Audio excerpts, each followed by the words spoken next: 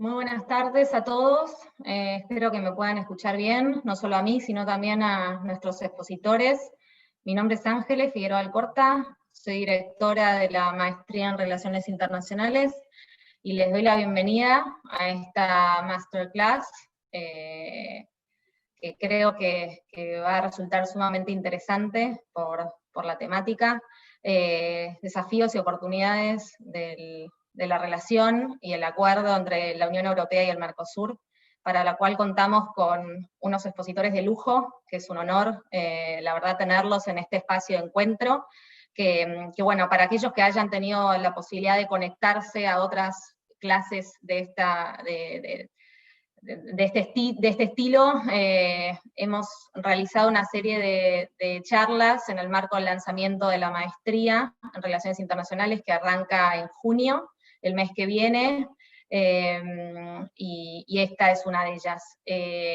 Aprovecho para comunicarles que en el día de mañana va a haber una reunión informativa sobre la maestría para aquellos que tengan interés.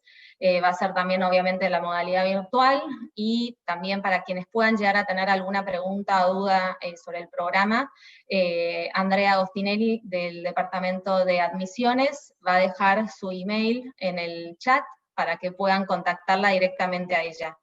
Pero bueno, sin más, los dejo en manos de nuestro moderador, el profesor Jerónimo Morales Rins, de la Escuela de Gobierno de la Universidad Austral, para que presente a nuestros expositores y dé lugar al inicio de la masterclass. Bienvenidos y los dejo en muy buenas manos.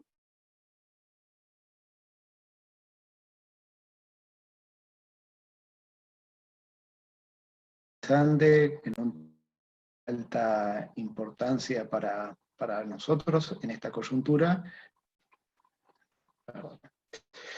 ¿Se escuchan?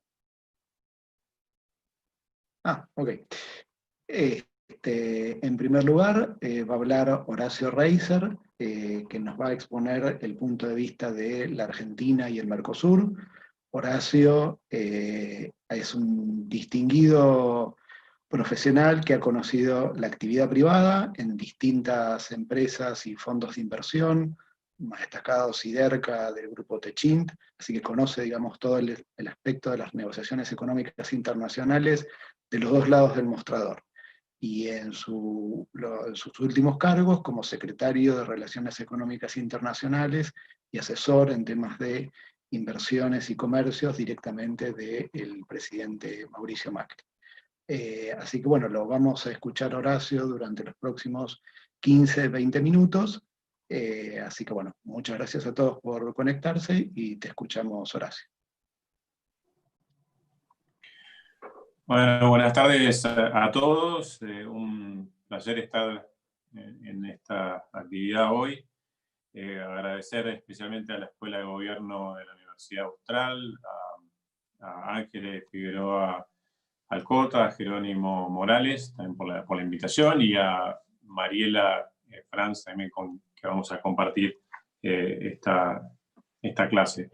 Entiendo que un poco la idea es que hagamos una introducción junto con Mariela y que después podamos responder preguntas que creo que puede ser interesante también. Así que en términos de desafíos y oportunidades de la relación entre la Unión Europea y el Mercosur, en primer lugar, que yo voy a arrancar hablando sobre básicamente la importancia de la Unión Europea para el Mercosur, la importancia política, la importancia económica y cuál es la oportunidad que hay en este momento para el Mercosur y algunos de los desafíos, más desde las perspectivas del Mercosur, porque Mariela seguramente nos va a poder dar la visión desde la perspectiva de la Unión Europea. En términos de la importancia de la Unión Europea para el Mercosur, hay que comprender que hoy hay tres grandes potencias económicas mundiales: Estados Unidos, China y la Unión Europea. Entre los tres tienen más de un 50% del PBI global, aproximadamente un 50% del PBI global, dependiendo si se mide en forma nominal o ajustado por el poder adquisitivo.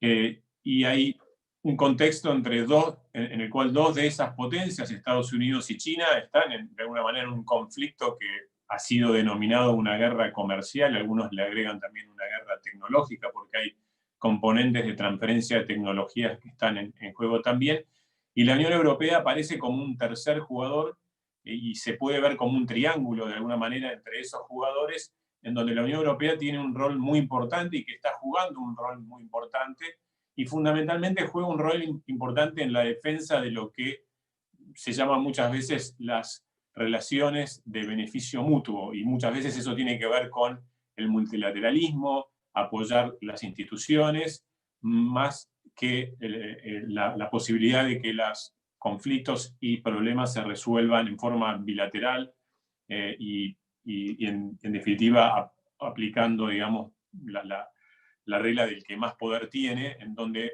países como nosotros, del Mercosur, que somos países en desarrollo, en general tenemos las de perder por no haber reglas y tener que enfrentarse ante potencias o economías más desarrolladas que tienen mucho más poder de negociación que nosotros. Entonces esto hay que entenderlo. La Unión Europea está haciendo un trabajo muy fuerte en este sentido, y para llevarlo a algunos números,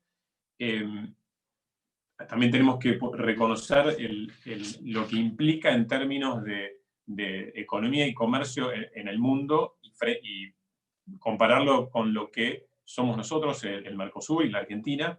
El PBI de la Unión Europea, en términos nominales, son aproximadamente 17 billones de dólares, aproximadamente un 20% del PBI del mundo. Inclusive con el Brexit, que está en proceso en este momento de ejecutarse y que a fin de año culminaría, se iría al Reino Unido, que representa un 15% del PIB de la Unión Europea, pero aún así seguiría siendo una de las economías más grandes del mundo. El comercio entre el Mercosur y la Unión Europea son 80.000 millones de dólares de bienes, si sumamos servicios son 120.000 millones de dólares. Es el segundo destino de las exportaciones del Mercosur. A la Unión Europea van un 15% de las exportaciones del Mercosur, después de China. Es el primer origen de las importaciones, y la Unión Europea es el primer inversor en el Mercosur. Se estima que el stock de inversión extranjera directa dentro del Mercosur suma más de 400.000 millones de dólares, en una cifra estimada en 2017. Además, la Unión Europea es el principal inversor global, con un 30% del stock de la inversión extranjera directa global. La Unión Europea tiene más de 500 millones de habitantes, importa alrededor de 5 trillones o 5 billones argentinos de dólares por año, y el Mercosur, para ponerlo en términos comparativos, somos una economía importante, somos la 8ª economía del mundo si la consideramos como un bloque, con un PBI mucho más lejano a la Unión Europea, de 2.5 billones, somos más de 260 millones de habitantes. Nuestra participación en las exportaciones mundiales es bastante más baja, el 2% de las exportaciones mundiales versus el 35% de las exportaciones mundiales que representa la Unión Europea, y en ese sentido el Mercosur tiene un gran camino por recorrer. Los principales productos que nosotros exportamos a la Unión Europea, en el caso de la Argentina, tienen que ver con el complejo oleaginoso, aceite de soja, el 33%, productos de la pesca, casi un 10%, carne bovina, biodiesel, frutas y algunos servicios que exportamos. Y nosotros importamos autos, autopartes, medicamentos, maquinarias, combustibles. Eso es un poco la relación económica entre ambos países. Pero si volvemos a esa visión más global de dónde está el Mercosur y quiénes son los que hoy en el mundo de alguna manera son los grandes protagonistas, claramente el Mercosur tiene una gran oportunidad. Y cuando hablamos de oportunidades y desafíos, si tenemos que identificar cuál es la oportunidad que tiene el Mercosur, y la más importante que tiene, diría, a nivel geopolítico, geoestratégico y económica, desde mi punto de vista, pasa por establecer una asociación estratégica con una de esas tres potencias, que es la Unión Europea, con la que compartimos valores, algunos de ellos que son valores universales, como es la democracia, los derechos humanos, se denominan valores universales, nosotros los compartimos, como así también este interés por mantener el sistema basado en reglas, no la regla del más fuerte, sino el sistema basado en reglas, porque además somos una región que está en desarrollo y necesita avanzar en un mundo en donde el cambio tecnológico va a imponer además un ritmo mucho más acelerado de transformación, de necesidad de transformarse y estar vinculados a una economía que es líder en tecnología y es líder en innovación. Para el Mercosur puede ser muy importante hacerlo. Desde el punto de vista del Mercosur, una asociación estratégica con la Unión Europea lo posiciona como un socio confiable, un socio transparente, un socio que busca reglas claras. También lo obliga al Mercosur a resolver los problemas que tiene hacia adentro, porque el Mercosur es una unión aduanera imperfecta, nació con el objetivo de ser algo similar a la Unión Europea en términos de libre circulación de mercaderías, de bienes, de servicios, pero se quedó corto y quedó trunco por la falta de alineamiento político y las políticas más proteccionistas y las volatilidades macroeconómicas que tuvo nuestra región.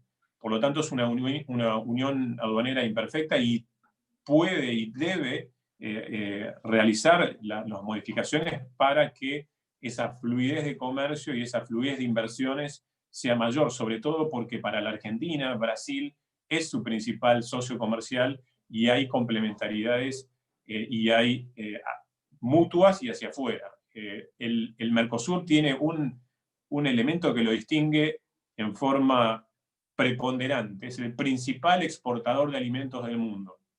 No hay muchos países que tengan, o muchas regiones que tengan la capacidad de producir más alimentos para más personas que sus habitantes. Argentina, por ejemplo, tiene 45 millones de habitantes, pero produce alimentos para 400 millones de habitantes. Eso ocurre en aproximadamente 10 o 15 países de todo el planeta.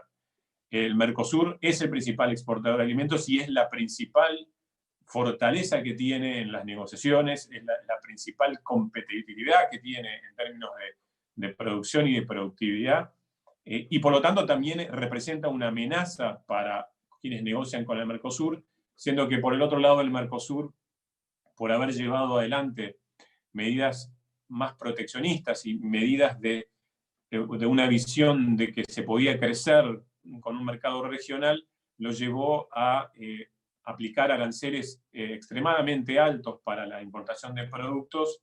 El Mercosur es la región con los aranceles más altos promedios del mundo, promediamos alrededor de un 16% de aranceles con productos que tienen un 35% de aranceles y picos muchos más altos, versus, por ejemplo, la Alianza del Pacífico que tiene un 6% de aranceles. El arancel en sí mismo no es relevante como elemento, sino lo que hace es que no obliga y no genera incentivos a la industria y al propio gobierno para bajar impuestos, para hacer reformas estructurales que generen una mayor competitividad de la industria y por lo tanto permitan que la industria compita en el escenario global, que es la única forma de generar crecimiento sostenido, la única forma de generar crecimiento sostenido, o la que yo creo que claramente está demostrada, es que la inversión, las reglas claras con la inversión en un determinado país, que luego permite que ese país exporte sus productos y servicios y compita en el mercado global para ganarse esos mercados y con ventajas competitivas, es lo que genera crecimiento sostenido, crecimiento del PBI, generación de empleo y por ende reducción de la pobreza. En un esquema de 45 millones de habitantes, de un mercado de 45 millones de habitantes, un país como la Argentina nunca va a eliminar el desempleo porque necesita de otros mercados y necesita de preferencias en otros mercados que son esos acuerdos que dan preferencias que le permiten ser más competitivo. Hoy, cuando Argentina exporta un vino a otro país del mundo, compite con Chile, que no paga aranceles. Argentina paga entre un 10 y un 20% de aranceles, en general un 14% de aranceles para sus vinos, pero eso es solo un ejemplo. Mismo que los productos de la pesca y muchos otros productos.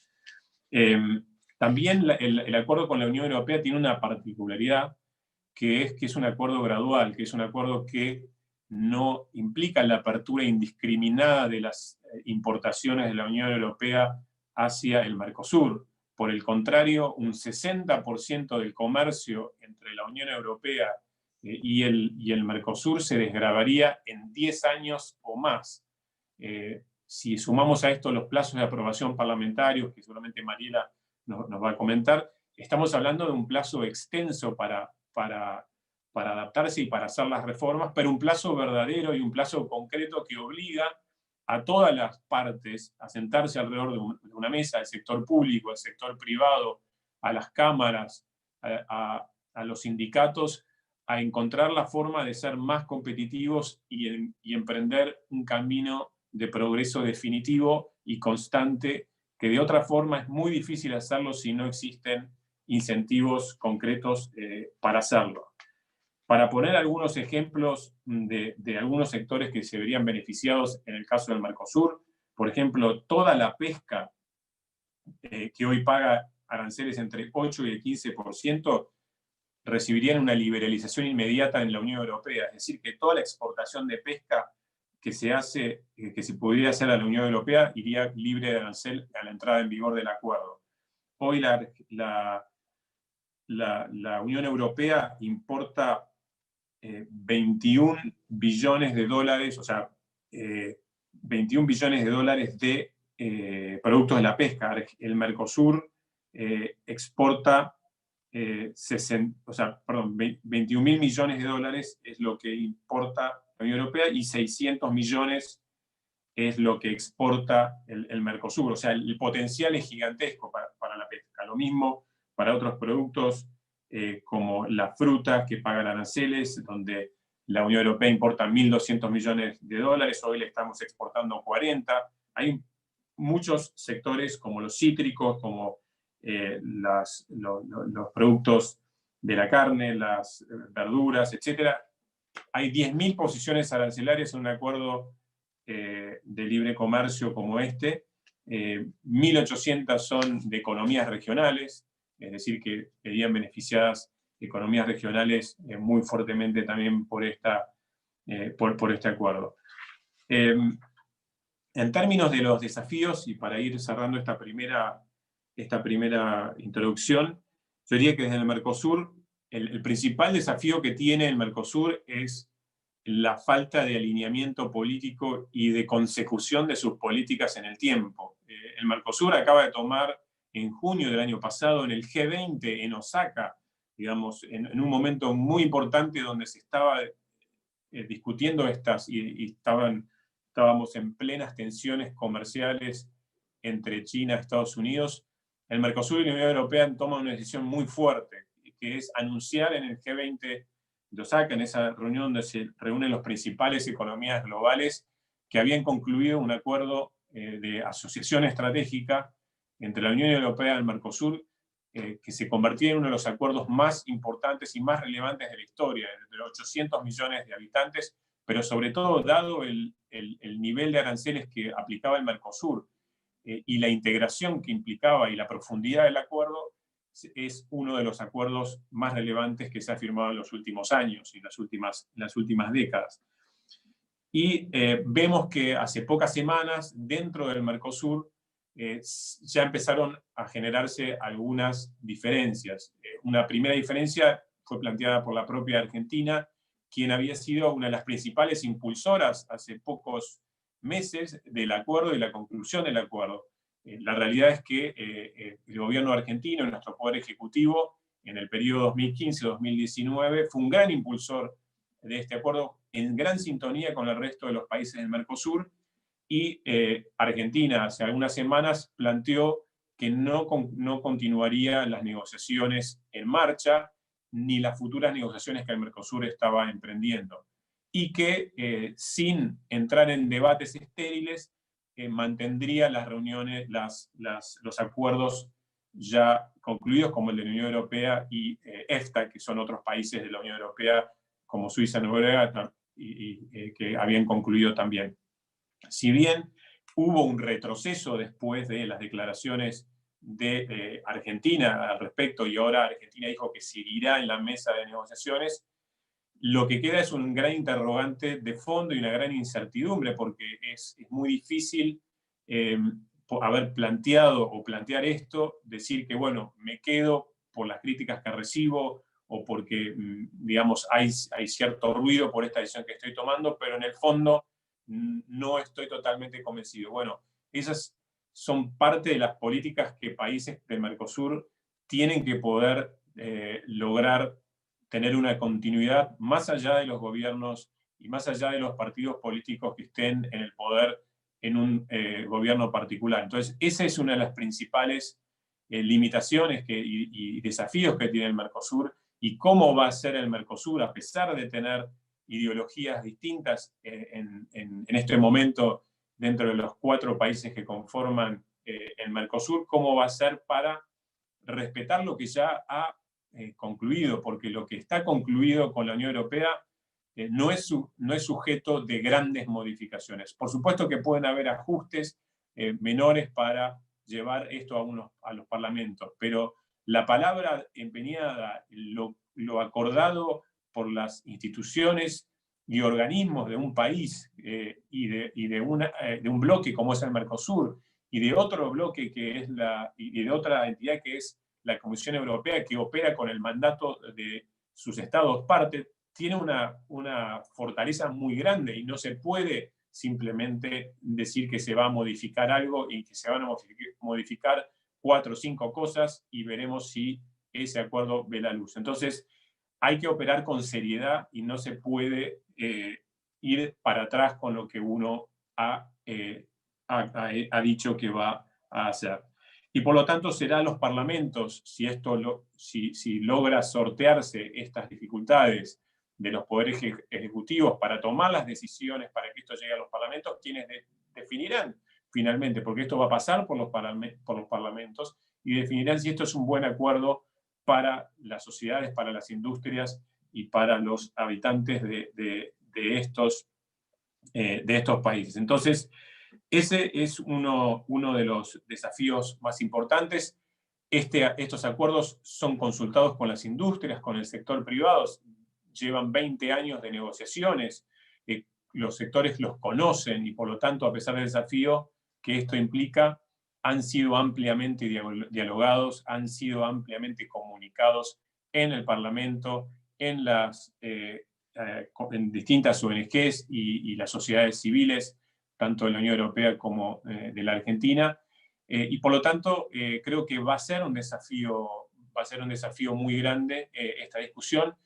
Y por parte del Mercosur creo que, y con esto termino, es muy importante que no solo los oficialismos, sino que los partidos opositores que de alguna manera completan la institucionalidad de un país hagan un seguimiento y pregunten cuál es el estado de los acuerdos que los países firman y cuándo van a ingresar a los parlamentos para su discusión, porque es la obligación de los poderes ejecutivos informar y avanzar en los procesos que van llevando adelante en este tipo de negociaciones, que quizás con la pandemia, con el coronavirus, vimos una ausencia que creo que ahora sí está volviendo, por lo menos en Argentina, con bastante fuerza, que es la de los poderes legislativo y poder judicial. Entonces, creo que esto ha sido lo que ha ocurrido en la Argentina. De alguna manera puede verse como algo positivo, en el sentido de que adelantó una posición que el gobierno argentino dijo y el Mercosur dijo: estamos con los acuerdos concluidos firmes, vamos a ir para adelante, pero esto se tiene que ver en la práctica y tiene que ir hacia los parlamentos, que son los que tienen que tomar las decisiones finales. Así que bueno, esa sería una introducción, espero no haberme extendido demasiado. Bueno, muchas gracias, Horacio. Muy interesante tus explicaciones y evaluaciones. Ahora vamos a escuchar a la doctora Mariela Franz. Mariela Franz es PhD de la Universidad Karl Prinzen de Gas en Austria. Tiene una larga experiencia en cooperación internacional, derecho comunitario y derecho internacional público. Ha ocupado varios cargos en Bruselas y en Argentina, y actualmente es directora del European Desk de un prestigioso estudio de abogados dedicado al derecho comercial. Bueno, por favor, Mariela, escuchamos tus palabras.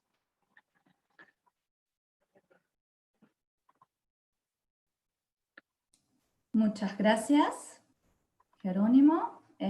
Muchas gracias a la Universidad Austral, Ángeles Figueroa Corta, y también al querido doctor Alfonso Santiago, director de la Escuela de Gobierno. Gracias, Horacio, también a ti. Es un honor y un placer poder compartir el panel contigo. Saludando a todos los que nos están escuchando.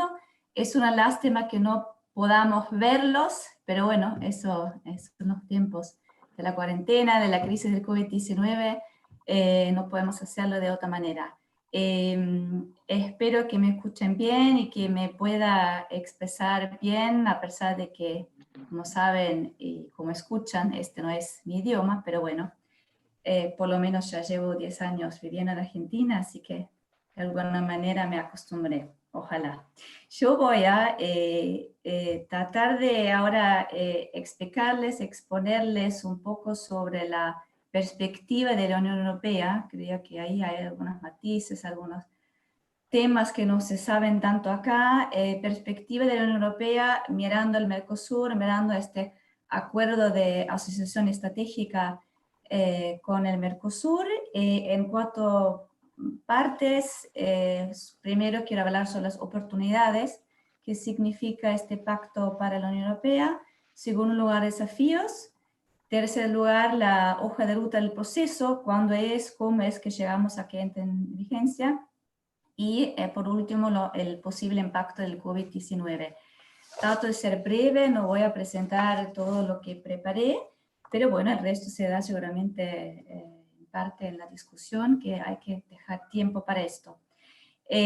Las oportunidades, yo voy en esto tratar de concentrarme entonces más en la parte comercial del acuerdo, porque a la entrada también quiero explicarles, este acuerdo de asociación estratégica tiene 3 partes. La parte más importante, gruesa, la que se está discutiendo en muchos foros, es la parte comercial, es un tratado de libre comercio. Y las otras 2 partes, la parte política y la parte de cooperación. Yo me concentro en la parte comercial. Yo igualmente, como lo hizo Horacio, quiero con algunos datos, algunas cifras, explicarles por qué es importante el Mercosur para la Unión Europea. Con este acuerdo se crea la zona de libre comercio más grande en todo el mundo, 800 millones de habitantes en conjunto. Conjuntamente la Unión Europea y el Mercosur significarán el 25% del PIB mundial y el 35% de las exportaciones globales. La Unión Europea será el primer gran socio comercial del Mercosur. Es la primera vez que el Mercosur entra en un acuerdo comercial de esa índole con otra parte del mundo, con nadie menos que la Unión Europea. Así que ahí la Unión ve una ventaja, y ha visto durante todos estos años, obviamente, porque ya sabemos que tomaron 20 años las negociaciones, una ventaja del pionero. También la Unión Europea entra aquí en un mercado con 260 millones de consumidores. Es un destino para bienes de la Unión Europea ya hoy en día por un valor de 45.000 millones de euros en bienes por año y en servicios por un valor de 23.000 millones de euros. es un poco más que el doble, que se exporta de servicio del Mercosur a la Unión Europea, así que vuelven, se exportan de la Unión Europea y se importan acá en el Mercosur servicios de un valor de 23.000 millones, bienes 45.000 millones. Es un mercado para unos 60.500 empresas de la Unión Europea, así que hay más que 60.000 empresas de la Unión Europea que exportan.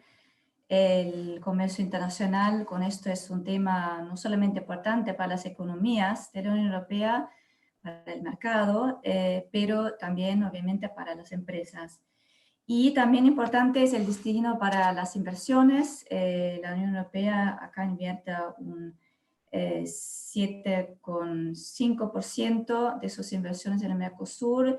También un dato importante, ya lo mencionó Horacio, la Unión Europea es el inversor más importante, más grande en todo el mundo.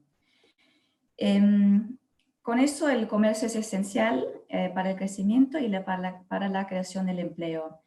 Los principales beneficios para las empresas de la Unión son, desde ya, las reducciones de aranceles en sectores claves de exportación de la Unión Europea. Para dar ejemplos, automóviles y piezas, ahí hay todavía aranceles de hasta un 35%, así que bien altos, se van a eliminar. Maquinaria, 14 a 20%. Sustancias químicas, 18%, productos farmacéuticos, 14%. Con esto, en cuanto se eliminen, hay plazos largos, hasta eso va a tomar, una vez que entre en vigor el acuerdo, hasta 10 a 15 años, pero se calculó que se ahorrarán estas empresas, los que exportan, se ahorrarán unos más que 4.000 millones de euros por año, que ya no se pagarán en aranceles. Por supuesto, también juega un papel que en el Mercosur ya están establecidas numerosas empresas europeas y para ellos este acuerdo significará una mayor competitividad en el mercado del Mercosur. Va a haber simplificaciones de los procedimientos aduaneros y de cumplimiento. Por primera vez también, para dar este ejemplo, se crea un marco bilateral estructurado en cuanto a los derechos de propiedad intelectual e industrial. Es un tema importante para la Unión Europea, ha sido también un capítulo significativo y sensible en las negociaciones. La Unión Europea será el primer socio que tendrá acceso al mercado de las contrataciones y licitaciones públicas, por lo menos a nivel nacional en primera instancia, en una primera etapa. El apoyo a las pequeñas y medianas empresas también será importantísimo. Y ahora ya quiero presentarles un poco más el tema, qué significa el acuerdo para los intereses de los agricultores de la Unión Europea. Es obviamente un tema muy sensible, políticamente importantísimo. Hemos escuchado a Horacio con qué fuerza y poder comercial y de exportación es el Mercosur, los 4 países y sobre todo Brasil y Argentina. Así que para, digamos, vender, perspectiva Unión Europea, vender el tema y encontrar los equilibrios, es importante un poco que les pueda decir con qué cifras, con qué argumentos, con qué frases se presenta el acuerdo en la Unión Europea, especialmente a este sector. Hay también principales productos de exportación de ese sector de la Unión Europea al Mercosur. Son productos lácteos que hoy por hoy encuentran aranceles de 28%, se van a eliminar, chocolates y dulces 20%, vinos 27%. Pero pensado en la otra dirección, la Unión Europea eliminará los derechos sobre un 82%, que es bastante alto, pero no es el 100%, 82% de las importaciones agroalimentarias del Mercosur. El resto son contingentes arancelarios que se negociaron para productos de máxima sensibilidad. Para tener una idea qué es de máxima sensibilidad, para el sector agroalimentario en la Unión Europea son la carne de vacuno, de aves de coral, cerdo, azúcar, etanol, arroz, miel, maíz dulce. Y luego otra parte con cuotas recíprocas para 10 años que puede entrar al mercado de la Unión Europea. Estos son los productos de queso, leche en polvo y preparados para lactantes. También acá un tema importante es, y ha sido en las negociaciones, evitando la imitación de alimentos tradicionales de la Unión Europea. La Unión Europea alcanzó la mayor cobertura jamás alcanzada en un acuerdo comercial en cuanto a indicaciones geográficas, porque ahí se protegen 357 indicaciones geográficas. Además, vinculado a este sector agroalimentario es todo el tema de la defensa de las rigurosas normas de seguridad alimentaria de la Unión Europea. Está claro y negociado que todos los alimentos importados a la Unión Europea deben cumplir con las estrictas normas propias de la Unión Europea en cuanto a la seguridad alimentaria. Y la Unión Europea, tanto la Unión como el Mercosur, siguen teniendo la libertad para regular con todas las precauciones necesarias para proteger la salud humana, animal y vegetal. Cualquier problema que surja, siempre tienen last resort, digamos, todavía la libertad de tomar las precauciones necesarias. También vinculado a este ámbito, contribución a la producción sostenible, el acuerdo tiene un capítulo que vincula el comercio a la producción, al desarrollo sostenible. Esto también ha sido un tema importantísimo para la Unión. Acá entran los temas del Acuerdo de París sobre el cambio climático, porque se comprometieron tanto la Unión como el Mercosur a aplicar de manera efectiva este acuerdo y hace parte del acuerdo de libre comercio, de cumplir con las obligaciones que tiene. Y ahí también una parte importantísima es la lucha contra la deforestación. Vuelvo a eso en un instante. También con la producción sostenible viene el tema de la lucha, de no rebajar las normas laborales o medioambientales. Eso también es un tema importante para la Unión Europea.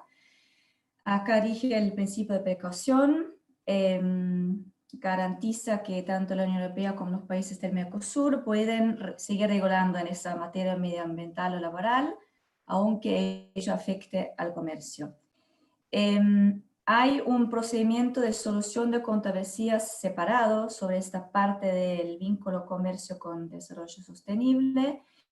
Hay instrumentos de un interrogatorio formal y una consulta por parte del gobierno interesado, seguido por una consulta a recursos expertos internacionales que presentarán un informe sujeto a publicación. Bueno, lo interesante en eso es que es un tema sumamente importante para la Unión y tanto para el Mercosur, pero que hoy por hoy la Unión Europea, y esto es un acuerdo de libre comercio de la última generación que existen, porque la Unión tiene unos 36 en el mundo, pero esto es uno de la última generación y eso quiere decir que la Unión Europea entiende ya la política comercial como política climática. O sea, hay una frase, hay sentente importante del entonces presidente de la Comisión Europea, Jean-Claude Juncker, dijo, trade policy is climate policy. Y con esa postura están negociando los acuerdos. Ahora, desafíos, voy a nombrar algunos, los más importantes. ¿Qué desafíos plantea este acuerdo ahora a la Unión Europea?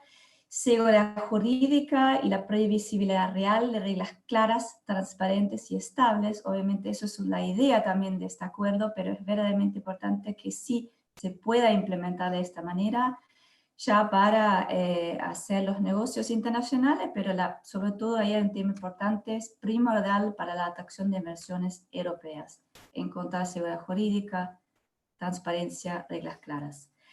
En el Parlamento Europeo, para darles también una idea o unos ejemplos, cómo se está llevando adelante esta discusión sobre el acuerdo, pude leer un documento, una audiencia que se dio en el Parlamento Europeo en enero de este año, y ahí varios eurodiputados de la Comisión de Comercio Internacional preguntaron cómo se planea ahora abordar la creciente discordia sobre la futura conclusión de un acuerdo de libre comercio entre la Unión Europea y los países del Mercosur. Con eso se ve que sí es un tema crítico en algunos sectores y en algunos países de la Unión. Y también otros temas a los que apuntaron en discusiones en otra audiencia el año pasado al Parlamento Europeo, cuando hicieron un hearing del comisario europeo designado de Phil Hogan. Hoy es comisario europeo para comercio de la Comisión Europea. Y le preguntaron, sobre todo, se vio la demanda del Parlamento Europeo de ver que los acuerdos comerciales de la Unión Europea se implementen mejor y que los socios comerciales rindan cuentas, incluso en cualquier futuro acuerdo comercial entre la Unión Europea, en cuanto entonces se concluya, y los países del Mercosur. Ahí simplemente quiero dejarles saber que la Comisión Europea vino con la idea, esta propuesta se aceptó muy positivamente por el Parlamento Europeo, de crear un nuevo puesto del lado de la Comisión Europea en esa parte comercial, política comercial, de un oficial jefe de aplicación comercial. Y también en la discusión de que aquí entonces también se escucha y hay el argumento de que, bueno, solamente queremos dar acceso al mercado real a una contraparte comercial, al socio, en cuanto se haya implementado la parte de comercio con desarrollo sostenible. Bueno, vamos a ver cómo sigue esto en adelante. El valor agregado también, como digo, viene también por el lado de la integración del Acuerdo de París, las obligaciones asumidas, que también ahora, obligaciones asumidas por el Acuerdo de París, que también son obligaciones asumidas, entran en el Acuerdo de Libre Comercio con la Unión Europea. Y eso es entonces de importancia, sobre todo ahora en los procesos que quedan adelante de aprobación, de consentimiento, de ratificación. Está todo eso en cuanto al acuerdo Unión Europea-Mercosur en la discusión. También quiero decirles que, y subrayar que la opinión pública europea es muy fuerte. La sociedad civil está altamente organizada, influye directamente en decisiones políticas. Está bien que sea así, muestra un grado alto de la democracia, pero que esta opinión pública siempre, y sobre todo los últimos 10 años o más, cada vez está más a favor de la protección del clima, del medio ambiente y de la sustentabilidad en general. Esto también en cuanto al consumidor, cada vez más es más consciente. Y el consumidor obviamente decide, tiene una voz importante en eso en cuanto a qué productos va a comprar. En la práctica, desafío también la simplificación de los procedimientos, acceso a información, eso es importante para las pymes, crea confianza mutua, el tema también de la defensa comercial, importante para la Unión, la cláusula de salvaguardia bilateral que también tiene este acuerdo que si de repente hay aumentos inesperados relevantes en las importancias preferenciales, que ahí hay una cláusula para suspender las preferencias hasta 2 años y 2 años más. Hay en general un mecanismo de solución de controversias que también tiene, ahí el recurso es a medidas de consulta, mediación y paneles de arbitraje. Y participación de pymes, sumamente importante de los dos lados, porque las pymes son el driving force, como se dice, son los protagonistas centrales del éxito de este acuerdo, tanto del lado del Mercosur como de la Unión Europea. Tengo entendido un 70% de las empresas en el Mercosur que exportan son pymes y en la Unión Europea son un 99%. Hoja de ruta del proceso, rápidamente, ¿qué nos queda en adelante? Estamos en la fase de la revisión jurídica todavía. Si uno accede al acuerdo de principio y los capítulos que se publicaron mientras, ve la frase "This is not a legal text", sin perjuicio, porque todavía algunas cláusulas están bajo negociación final. Y en cuanto se termina la revisión jurídica legal, sale el texto final. Este texto tiene la Comisión Europea, de la Unión Europea, se publica en los, se traduce a los 23 idiomas oficiales y se transmite tanto al Consejo de la Unión Europea como al Parlamento Europeo. El Consejo de la Unión Europea, ahí están representados los 27 gobiernos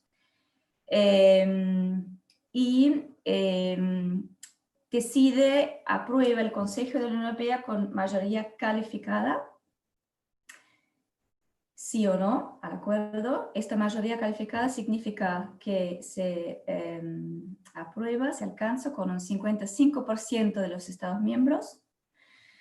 En práctica, dice, son 15 países de los 27 y que representa al mismo tiempo un mínimo de 65% de la población total. El Consejo de la Unión Europea firma el acuerdo, pero antes de concluir el acuerdo necesita el consentimiento previo del Parlamento Europeo. Si quieren, eso es la ratificación parlamentaria a nivel Unión Europea. El Parlamento Europeo, con sus 751 eurodiputados, tiene que decidir aprobar con mayoría simple. O sea, mitad más 377. Mayoría simple, ese es el mínimo de los escaños, de los votos a favor en la sesión plenaria. Con esto podría entrar en vigencia provisoria la parte comercial del Acuerdo de Libre Comercio, porque del lado de la Unión Europea, lado Mercosur, tenemos el proceso en los 4 gobiernos, dicen que sí firma, pero tenemos la ratificación por los 4 congresos, como bien lo ha explicado Horacio. Y parte de la Unión Europea, la parte comercial puede entrar en vigencia con el voto a favor del Consejo de la Unión Europea y el Parlamento Europeo. ¿Por qué? Porque la Unión Europea tiene competencia exclusiva en materia de política comercial. Las otras partes del acuerdo de asociación estratégica, también la parte política de cooperación, tienen ahí la Unión Europea no tiene competencia exclusiva, sino tiene una competencia compartida con los Estados miembros. Por eso ahí necesitamos, para que entre en vigor la totalidad del acuerdo, las ratificaciones de los 27 parlamentos. Bueno, con eso ya rápidamente, posible impacto del COVID-19, para que tengan una idea, Unión Europea, cómo se les imposibilita, en qué crisis está la Unión Europea con el tema, la situación actual o las proyecciones para este año. El PBI va a caer un 7,4%, las exportaciones van a caer, es estimado para este año, más que un 9%, y las importaciones caen por 8,8%. El comercio internacional, pero es sumamente importante para la Unión. 35 millones de empleos dependen del comercio internacional en la Unión Europea. unos 16 millones de empleos dependen de la inversión extranjera directa. Pero en la Unión Europea estamos con la convicción de que el comercio internacional contribuirá a la recuperación económica. También importante en la discusión hoy por el tema, la Unión Europea se dio cuenta por la crisis de COVID-19 que depende mucho, que tiene algunas dependencias comerciales en el mundo y quiere diversificar, quiere alcanzar más diversidad de las cadenas de abastecimiento. Esto habla a favor de tratados de libre comercio. Entonces dice, sí, es importante para nosotros, Unión Europea, hasta que aún tener más acuerdos de libre comercio y tener una diversidad de socios estratégicos comerciales, pero con más criterio por la sustentabilidad. Vuelvo a este tema y con eso ya concluyo. Creo que ahí también es un proceso que no se empezó con la crisis del COVID-19, pero se acelera igualmente, es un trend, porque la seguridad alimentaria será cada vez más importante, habrá más reglas sanitarias, la alta calidad se busca cada vez más y habrá consumidores todavía más críticos que hoy en día ya tenemos, por lo menos en Europa. Y en general, bueno, puede llevar el COVID-19 en el mundo a más proteccionismo y menos integración, menos multilateralismo. Creo que en definitiva hay que crear confianzas y elegir muy bien a sus contrapartes y socios comerciales en el mundo, y creo que la Unión Europea ha entendido, está en este camino, que con el Mercosur tiene a una contraparte, un socio estratégico muy importante y de cercanía hasta cultural y de mutuo entendimiento. Y eso va a contar, va a tener más peso en adelante también por el escenario de la crisis. Muchas gracias. Perdónenme, me extendí un poco. Bueno, muchas gracias.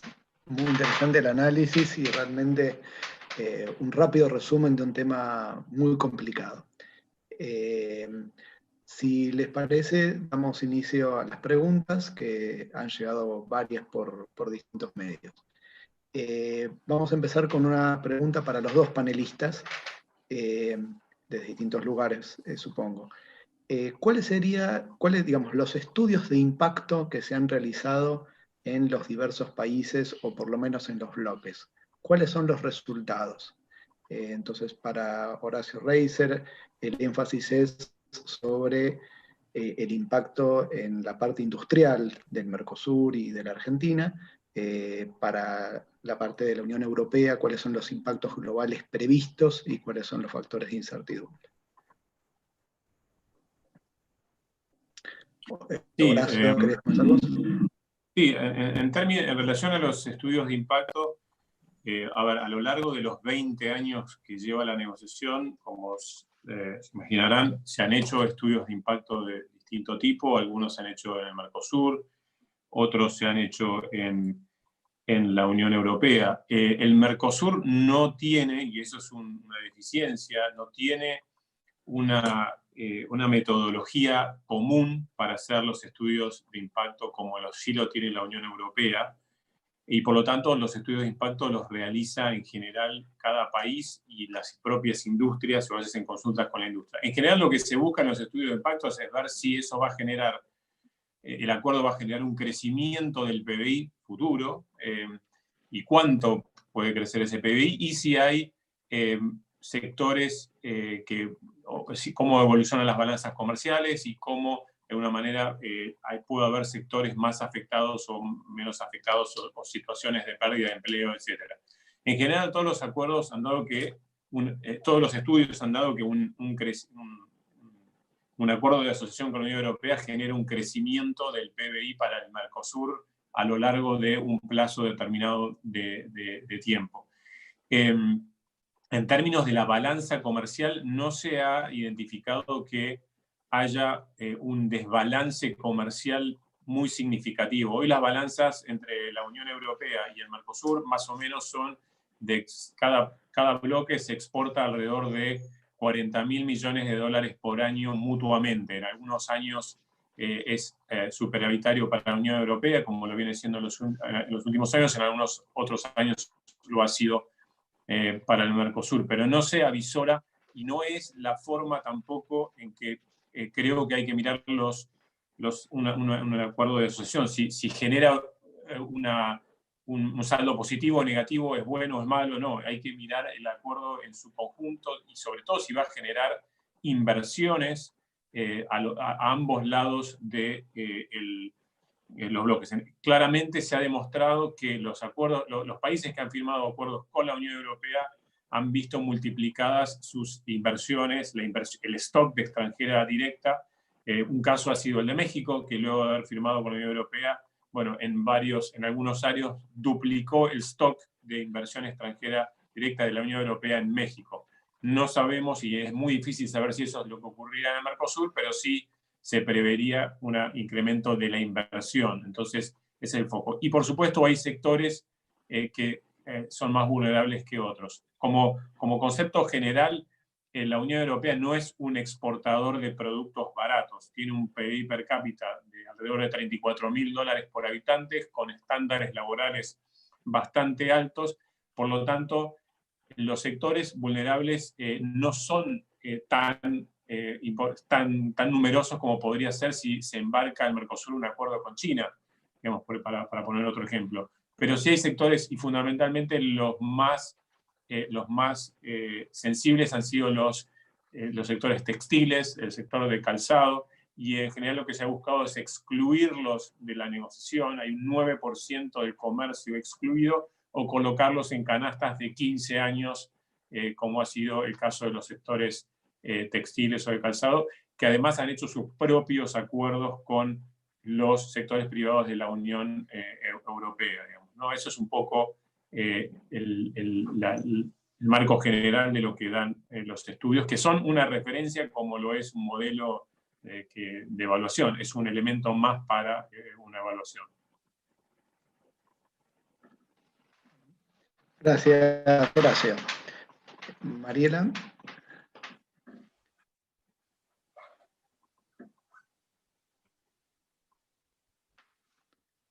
Estás muteada. Ahí. Ah, sí. ¿Ahora está bien? Sí. Perfecto. Sí. Me habilitaron el micrófono. Gracias. Entonces también del lado de la Unión Europea hay que ver, estos estudios también tratan de, en primer lugar, ver el acuerdo en su conjunto. Tiene que ver con la visión y la política en general de la Unión Europea, diversificar sus cadenas de suministro, de que crea de que la economía, las economías de la Unión Europea dependen también fuertemente en algunos países más, en algunos países menos, del comercio internacional, de las exportaciones. Para dar un ejemplo, solo las exportaciones de la Unión Europea a Brasil, hoy por hoy, sustentan 855.000 puestos de trabajo. Pueden ser más, obviamente, y al mismo tiempo en Brasil son 436.000. Más exportaciones suponen más empleo, se hace este cálculo. También para las inversiones que tiene acceso la Unión Europea a un nuevo mercado que ha sido muy protegido y que tiene barreras muy altas.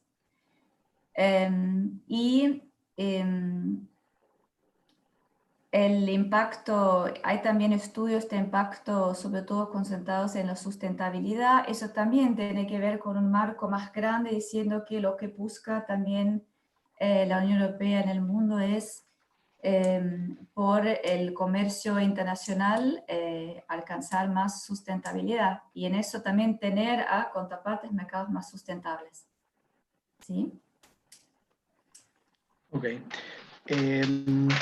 Hay varias preguntas con respecto a la vigencia, la posible vigencia, los plazos plazos de entrada en vigencia de un eventual acuerdo. Entonces, en particular con respecto a cuáles serían los plazos posibles para este complejo mecanismo de ratificación que hay en la Unión Europea. Entonces, la pregunta es, por un lado, si hay un cronograma hipotético y, en relación con ello, si es posible la vigencia de este acuerdo comience con miembros individuales del Mercosur, puede comenzar solo con todo el bloque simultáneamente. Está bien, empiezo por la primera parte. Un cronograma así no existe, desconozco. No sé si existía, tal vez sabe Horacio más, quien estaba involucrado en las negociaciones, pero yo noté que cada vez menos nadie quiere hacer más, hablar de plazos específicos de tantos y cuantos años. Por lo general se sabe que hasta que entre en vigor un acuerdo internacional con la Unión Europea puede tomar de 2 hasta 7, 8 años. Bueno, sabemos que nos falta la versión, o sea, que se termine la revisión legal, jurídica. En un momento el año pasado se dijo, bueno, tal vez se alcanza hasta fines del 2019, no se alcanzó.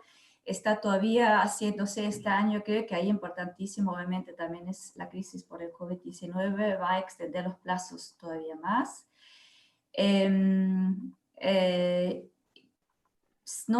Es difícil hablar sobre plazos fijos, pero si suponemos que este año se termina, hasta fines de este año tenemos la revisión legal, luego tomará otro año más de proceso hasta que decida el Consejo y sobre todo la ratificación en el Parlamento Europeo. En paralelo, los procesos acá en el Mercosur, las ratificaciones por los parlamentos, no sé, desconozco, no sé si hay una estimación hoy por hoy en día en cada de los 4 países, si eso dura 1 año, 2 años o más, porque eso necesitamos obviamente el consentimiento de estos procesos concluidos de los 2 lados para que pueda entrar en vigor provisoria la parte comercial. No sé si esto nos lleva al año 2023, 2024, si tenemos suerte, no sé. En cuanto a la segunda parte de la pregunta, yo solo, bueno, imagino Horacio va a hablar sobre esto también, pero es algo que han hablado los 4 socios, los estados partes del Mercosur. Si puede entrar ya el que tenga terminado su proceso de ratificación, van adelante. Pero bueno, es algo que, según lo que yo sepa, todavía está bajo negociación final, hará parte del capítulo institucional, porque un avance de tal manera, obviamente, también tiene que aceptar la Unión Europea. Si avanza, entra en vigor provisoria la parte comercial, solo con Brasil, por ejemplo, o solo con Uruguay y Paraguay. Okay. Gracias. Sí. Horacio. Sí, concuerdo un poco con lo que dice Mariela. A ver, yo veo como que esto podría darse en 2 modalidades, ¿no? Si uno apuntara a la entrada en vigor provisional del capítulo comercial, que es una parte bastante sustancial, que son todas las preferencias arancelarias, etcétera, etcétera, que pudiera tener un plazo más acelerado, eso depende nuevamente de la decisión política de ambos, que exista en ambos bloques. De la misma manera que para concluir un acuerdo como el que se concluyó en junio del 2019, hubo que tener una decisión política muy fuerte, para pasar por el paso de que el acuerdo se firme y envíe a los congresos en su versión definitiva, también es una decisión política y de alguna manera se producen negociaciones donde los líderes tanto de la Unión Europea como del Mercosur tienen que influir para que eso ocurra. Si hubiera un interés de los líderes para que esto ocurra, y bueno, yo me hago eco y escuché también lo que decía Mariela y lo que han dicho también autoridades de la Comisión Europea, en que de la pandemia y del coronavirus se sale con más comercio y no cerrándose y con proteccionismo. Si hubiera, digamos, una voluntad y una vocación del Mercosur de acompañar esa visión, podría ser una oportunidad para dejar todo terminado durante este año para que se pueda ir a los parlamentos en el año 2021, por ejemplo, y que durante el 2021/2022 se dé ese debate parlamentario que permitiera, en principio, una entrada en vigor provisional del pilar comercial, sin todavía la necesidad de recurrir a todos los parlamentos de la Unión Europea, que es necesario para que el acuerdo sea aprobado en su totalidad, digamos, ¿no? Del lado del Mercosur, hubo un acuerdo que se dio en la cumbre de Santa Fe del Mercosur, por el cual los países del Mercosur acordaron la posibilidad de la entrada en vigor bilateral del acuerdo si el Parlamento de la Unión Europea provisionalmente lo aprobaba y uno de los parlamentos del Mercosur lo aprobaba, entraba en vigor para ese país del Mercosur que lo aprobara. Eso fue una discusión que hubo, de la cual yo formé parte y que formaron parte también ministros y se dio en la cumbre a la que acudieron los presidentes del Mercosur, con lo cual existiría la posibilidad de que ingrese en vigor para aquel país que lo firma, lo aprueba parlamentariamente primero desde el punto de vista del Mercosur. Sin embargo, esto, cuando se envíe a los parlamentos, tiene que verse reflejado de alguna manera en los textos cómo es la entrada en vigor del acuerdo. O sea, en los textos debería verse reflejado eso. Entonces existe esa posibilidad, lo que implicaría que, dependiendo de la vocación que tuviera cada país del Mercosur, habría mayor velocidad o menor velocidad para su aprobación y, por lo tanto, para ingresar a beneficiarse de las preferencias y concesiones del acuerdo. Pero es un tema que tendrá que verse cuando se envíe a los parlamentos si efectivamente ese acuerdo que se hizo y se dio por unanimidad dentro del Mercosur se ve plasmado finalmente en la versión definitiva que se envía al Parlamento. Muchas gracias, Horacio. Realmente muy importante esta aclaración porque es un tema que está mucho en la discusión política en particular. Hay muchas preguntas, voy a tratar de ir agrupándolas para hacer varias de los interrogantes, por lo menos de los temas, de irles tirando. Una de las consultas que aparece es el tema de China, ¿no? Entonces, hacia el Mercosur y hacia la Argentina en particular, digamos, la pregunta hacia Horacio sería: ¿qué posibilidades hay de que Argentina saque ventajas del conflicto comercial entre Estados Unidos y China, y cuál sería esa posibilidad?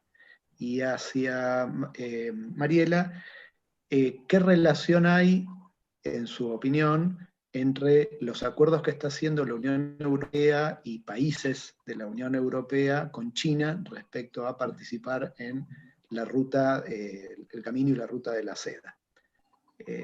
Si querés, Horacio, comenzar vos. Sí, a ver, yo creo que claramente se pueden lograr ciertas ventajas cuando hay un conflicto como el que existió. Bueno, de hecho, cuando se impusieron restricciones a las importaciones de productos agrícolas desde los Estados Unidos, o sea, que China le impuso a Estados Unidos, claramente Brasil fue favorecido y su soja, bueno, fue más demandada y el precio de la soja brasilera subió, etcétera, etcétera. Pero creo que son más de corto plazo, porque esas ventajas, de alguna manera, me parece que terminan pegando a los distintos actores en el globo de distinta forma, incluyendo a la propia Unión Europea, digamos, y a países del Mercosur, digamos, que tuvimos que negociar excepciones para que no se bloqueara la importación o nuestra exportación de productos de aluminio y acero a los Estados Unidos. Sí es verdad, y yo diría que el principal cambio que hay, y creo que no es solo por el conflicto de la guerra comercial entre Estados Unidos y China, sino que se agrava y y se vuelve a hacer muy claro con el tema de la pandemia, el COVID-19, es la diversificación que van a empezar a realizar los países de ciertos insumos estratégicos e importantes que necesitan, como alimentos, medicamentos y otros insumos y tecnología que estaban concentrados en ciertos países, y se vio que esa concentración en un escenario como el que estamos viviendo en este momento puede resultar una desventaja grande, y por lo tanto puede haber movimientos, y es ahí donde creo que puede haber oportunidades para que productos que hoy se exportan de un determinado nivel en el Mercosur puedan tomar un mayor nivel, para lo cual se necesita generar relaciones de confianza y también aspirar a participar en otros segmentos que eran privativos de ciertos países por las ventajas competitivas que tenían. Entonces me parece que por ese lado es donde pueden aparecer mayores oportunidades, que son más estructurales y no tan, digamos, puntuales o como las podrían haber en lo que es ciertos conflictos, digamos, ¿no? Para poner un ejemplo, me tocó en carne propia, digamos, un poco la negociación que hicieron Estados Unidos y México del NAFTA, y bueno, y siempre estaba la promesa de que México iba a comprar mucho más alimentos a la Argentina, pero no sé si habrá mexicanos aquí en la audiencia, pero la realidad es que no se concretaron, digamos, porque en la práctica no ocurrieron. Fue un elemento, digamos, para presionar a Estados Unidos de que México efectivamente tenía otras fuentes de abastecimiento, como Brasil y Argentina, de productos que en general compraba a los Estados Unidos, pero no se dio porque las relaciones y las negociaciones siempre son extremadamente complejas y duras en cuanto a sus términos para obtener preferencias de uno u otro país. Muchas gracias, Mariela. Sí, debo decir que desconozco cuál es el contenido del acuerdo de negociaciones en cuanto al acuerdo de la ruta de la seda con China, pero lo que sé es que está la Unión Europea en negociaciones pensando en tener un acuerdo de protección de inversión con China, que es un tema sumamente importante. En paralelo, también en cuanto a China, es importante para la Unión Europea todo el tema de la defensa comercial, patentes que se respeten, derechos de la propiedad industrial e intelectual, que ahí en el marco multilateral, lo que es importante en cuanto a China para la Unión Europea es la OMC, y que está intentando en la OMC negociar cómo en este marco multilateral poder acercarse junto con los otros países, a China y a India, para que se puedan aplicar mejor estos instrumentos de defensa comercial, como entonces el PAT, integrarles, no, bueno, sabemos que tienen también una otra visión estos países, pero en el escenario geopolítico hoy por hoy también tiene que ver obviamente con Estados Unidos y con las relaciones con Estados Unidos o fracasadas en cuanto al TTPI, el Transatlantic Partnership Agreement, Unión Europea y Estados Unidos. Eso sería una zona sumamente importante de libre comercio. Ahí la Unión Europea, tengo entendido, está obviamente también con la crisis de COVID-19, viendo en todas partes del mundo cómo avanza, cómo solucionarla, etc. Pero no ha dejado de intentar y va a volver a la cuestión fuertemente, porque es importante para la Unión este acuerdo, primero esperando los resultados de las elecciones seguramente que habrá en noviembre en Estados Unidos.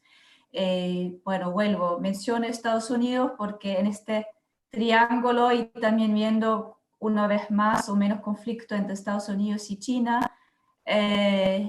la Unión Europea tiene que repensar su estrategia y ahí entra nuevamente el Mercosur y otras contrapartes, otros socios comerciales, porque son cada vez más importantes para tener otros equilibrios. Perfecto, muchas gracias.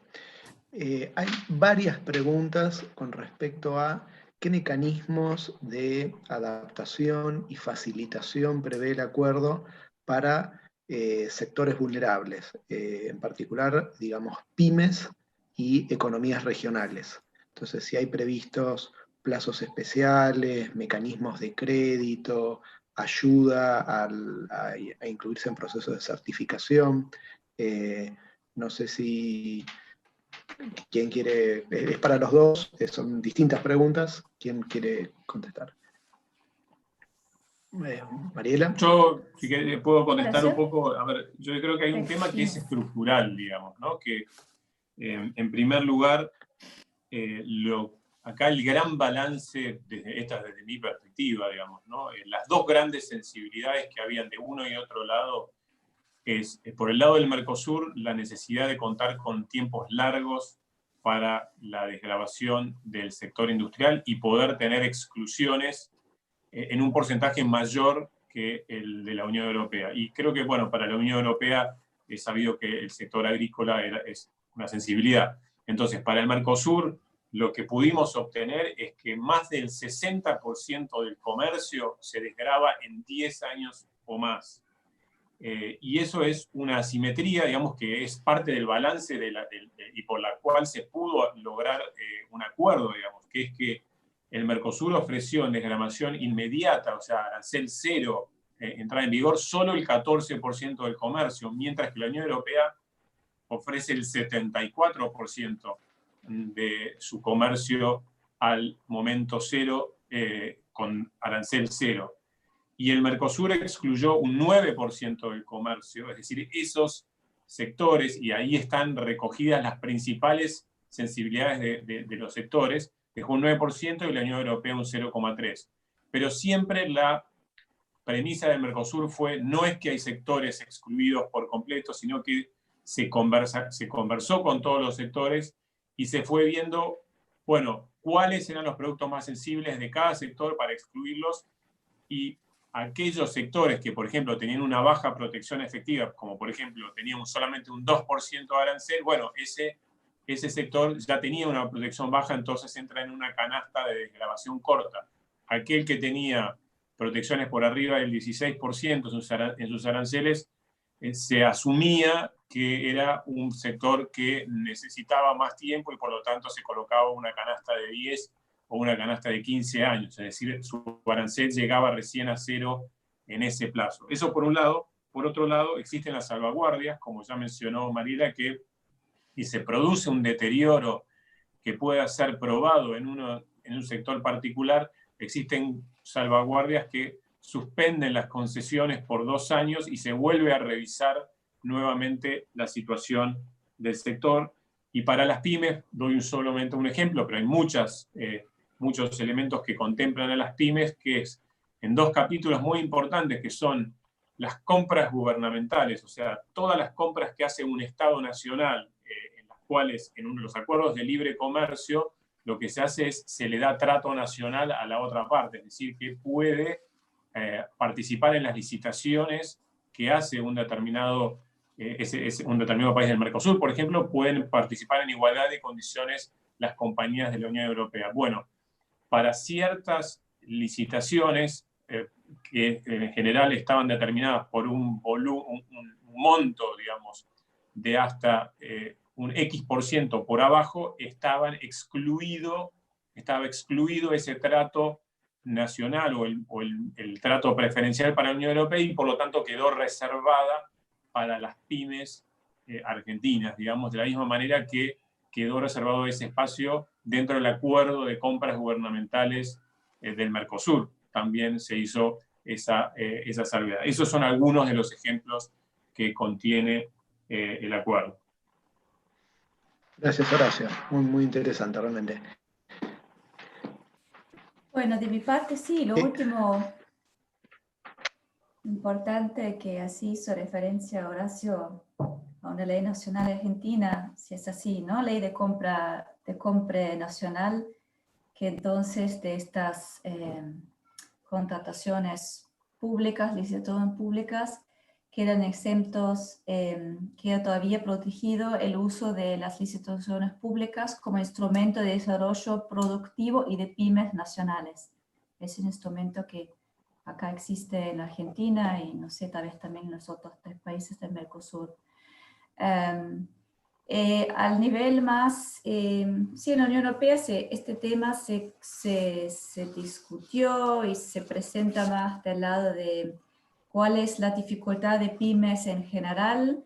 Es acceso a la información, que siempre les falta, consultar bases de datos, y saber sobre las oportunidades que significa un acuerdo de comercio internacional. Acá entonces está previsto por el acuerdo de crear una base de datos específica al cual se facilita el acceso por y de las pymes. Habrá un fuerte trabajo más profundo todavía con las cámaras de comercio y de industria. Son actores sumamente importantes en eso para todas las partes, tanto en los países acá en el Mercosur como en la Unión Europea, porque estas discusiones finalmente también se dan en Europa y las pymes dicen cómo vas a, si ya significamos tanto porcentaje tan alto de las exportaciones del negocio de comercio internacional, cómo se nos facilita la participación nuestra. Va a haber coordinadores específicos, tanto de la Mercosur como de la Unión Europea, van a cooperar en estos temas, en la facilitación, y también hacer más fáciles los procedimientos de registrarse, de informarse, y también en cuanto a pymes, se hace referencia este capítulo a la cooperación interregional y biregional, pero sobre todo con el tema de la digitalización. La pyme tiene que digitalizarse mejor, tanto en el Mercosur como en la Unión Europea. Obviamente estarán más avanzados en la Unión Europea, pero por eso la cooperación, el intercambio, para que se ayuden también mutuamente. Ojalá que salga de esa manera, ¿no? Hay que ver en lo concreto cuáles serán estos instrumentos, pero yo diría que ya deberíamos empezar para comunicar mejor el tema, las chances. Hay mucho potencial, sobre todo para el Mercosur, pero también para las empresas y los actores en la Unión Europea, y eso es participar y formar y estar presentes en la opinión pública, ¿no? Ahí las cámaras nuevamente juegan un rol importante. Informar sector por sector. Bueno, muchas gracias. Digamos, la universidad también es parte de ese esfuerzo y también por eso estas reuniones que estamos haciendo para hacer un aporte desde la Escuela de Gobierno a este tema que es tan complejo, pero tiene una enorme potencialidad para ciudadanos, empresas. Justamente en relación con esto, una última pregunta. Hay varias interrogantes relacionadas con el diferente desarrollo institucional que tiene la Unión Europea por un lado versus el Mercosur. Entonces, ¿en qué medida no se genera una simetría, digamos, de derechos en algún punto? Porque los ciudadanos y las personas físicas y jurídicas, digamos, en la Unión Europea tienen toda una infraestructura muy sofisticada y desarrollada para proteger sus derechos, que para los ciudadanos y personas jurídicas en el Mercosur no existe o no está tan desarrollada. ¿Qué está previsto al respecto y cómo lo ven ustedes? Yo diría es una cuestión de cooperación. Para mi entendimiento el acuerdo va mucho, es en el sentido muy positivo y así también conozco la Unión Europea un poco de atento en las instituciones, pero también en visión. Es un actor muy con visión estratégica, positivo y que verdaderamente quiere partenariados, partnerships muy fuertes con sus contrapartes en el mundo.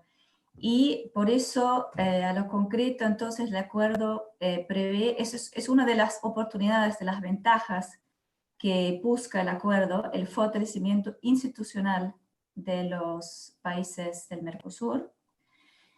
Es algo potencial que se puede dar, creo que se va a dar con que tiene que rendir y mostrar más reglas claras, fijas, estables, sostenibles, transparentes. Son temas que nos llevan a más institucionalidad, fortalecimiento institucional, y es toda la idea, ¿no? Obviamente este es parejo y queda mucho para hacer, nunca será lo mismo, pero de eso no se trata, pero un socio comercial, no solo socio solamente comercial, es también político de cooperación, puede aprovechar el Mercosur, los 4 países, podemos desde acá aprovechar este acuerdo en este sentido. Y sí, bueno, eso era en cuanto a fortalecimiento institucional. Y si no, bueno, obviamente la Unión Europea no va a tener responsabilidad a responder a un ciudadano del Mercosur sobre si se cumplieron sus derechos o no. El acuerdo es entre las partes, Mercosur, los 4 países y la Unión Europea con sus instancias, instituciones, nivel Unión Europea y luego los gobiernos nacionales, pero es el nivel Unión Europea. Y ahí, si ahí hay unos conflictos, contradicciones, hay instrumentos de solución de controversias, pero el acuerdo existe entre las regiones y entre los países, así que es más la cuestión cómo va a poder atender esta disparidad el Mercosur, los 4 gobiernos. Muchas gracias. Gracias. Sí, yo creo que es una gran oportunidad para el Mercosur que obliga de alguna manera a mirarse un poco hacia adentro también para avanzar en todos los temas pendientes del Mercosur. O sea, el acuerdo que hace con la Unión Europea coloca unos ciertos estándares con los que el Mercosur está de acuerdo, porque en todo lo que tiene que ver con normas sanitarias, fitosanitarias, técnicas, el Mercosur está de acuerdo con esas normas y en las distintas disciplinas, y muchas veces nos ocurría que dentro del Mercosur no teníamos todavía resueltos algunos temas internos entre los propios países del Mercosur, y esto de alguna manera aceleró que, por ejemplo, se aprobara un acuerdo de compras públicas dentro del Mercosur. O sea, estábamos firmando o concluyendo un acuerdo con la Unión Europea para compras públicas sin tener un acuerdo de compras públicas dentro del Mercosur. ¿Por qué no estaba? Porque no había habido la presión para hacerlo cuando era obvio y evidente que eso era necesario. Lo mismo que la eliminación de todas las barreras al comercio, arancelarios o no arancelarias, que todavía subsistían dentro del Mercosur. Entonces, es una gran oportunidad para el Mercosur para avanzar en esa institucionalización. Los elementos para la resolución de disputas son bastante claros. Como decía Mariela, existen etapas consultivas, existen paneles arbitrales, o sea, existen los elementos para resolver las controversias. Y en cuanto a la disparidad de infraestructura entre uno u otro país, bueno, también será una oportunidad para el Mercosur para captar más inversión de la Unión Europea, para formar alianzas entre empresas del Mercosur con empresas de la Unión Europea que generen inversión en nuestro país, más empleo y por lo tanto, digamos, mayor posibilidad de integrarse a las cadenas globales de valor, digamos. Entonces yo creo que eso es positivo, y también de alguna manera esa disparidad de alguna manera está reflejada en la negociación a través de lo que se llama el trato especial y diferenciado. Digamos, de alguna manera, cuando se ingresa a esta negociación, la Unión Europea reconoce un nivel de desarrollo inferior al Mercosur, y es por esa razón que nosotros podemos tener un 60% del comercio que desgrava más allá de 10 años. Si no, eso no se hubiera permitido por parte de la Unión Europea, porque no lo permitió en otros acuerdos, como con Japón, con Canadá, digamos, ¿no? Bueno, realmente les tengo que agradecer muchísimo a los dos expositores. Realmente han hecho un gran esfuerzo para darnos acceso a todos a un acuerdo muy complejo, con muchos detalles, pero que realmente tiene una capacidad de lograr un impacto bien manejado, un impacto muy positivo y estratégico, creo, particularmente para los países del Mercosur. Así que bueno, solamente me queda agradecerles a todos los oyentes por participar en esto, en nombre de la Escuela de Gobierno de la Universidad Austral. Disculparme porque no hemos podido canalizar todas las preguntas que han llegado, porque realmente el tiempo nos ha quedado corto, pero sobre todo valorar, creo que hemos hecho nuestro aporte, nuestro pequeño granito de arena para que este acuerdo se comprenda un poco mejor y sobre todo que se entienda lo que ambos dos han explicado muy claramente, digamos que es un proceso, que todavía estamos en ese proceso y que la comprensión y la participación de los actores es fundamental para llevar esto a buen término. Así que bueno, muchísimas gracias a todos, a los oyentes y en particular a los expositores por enseñarnos en el día de hoy. Gracias, muchas gracias, Horacio, y a ustedes.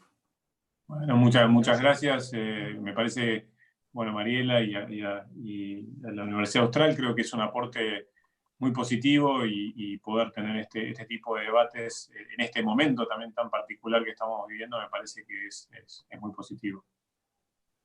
Bueno, muchas gracias a todos y buenas noches. Buenas noches. Buenas noches.